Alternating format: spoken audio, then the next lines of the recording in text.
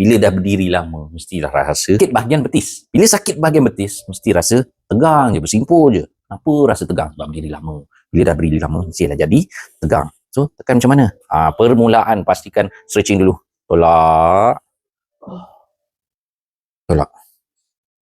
Legakan dia dulu. Jangan terlalu tekan, terlalu kuat dulu. Bagi dia menapis dulu. Legakan dia dulu. So, tekan ni. Tolak. Tolak ke kiri. Twist. Ni.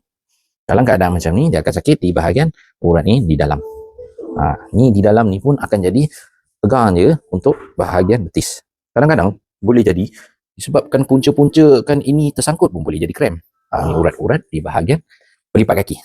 Ini memang sakit kena dia sudah ada biji-biji macam ni. So tekan lah. Tekan, bawa tarik ke bawah. Tolak. Lepas tu dekat bawah ni dia jangan terlalu kuat lah. Slow. Dekat atas kuat.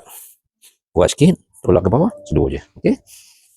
Keadaan macam ni pun ada untuk bantu untuk sakit-sakit bahagian betis yang orang selalu masalah, boleh jadi krem, rasa tegang, rasa kadang-kadang rasa lenguh, rasa kadang-kadang boleh jadi rasa macam jijak tanah ke tak jijak tanah. Sebab apa? Sangkut. Bila dah bersimpul dalam ni, dia rasa tak selesa. Buat kerja apa pun tak syok, betul tak?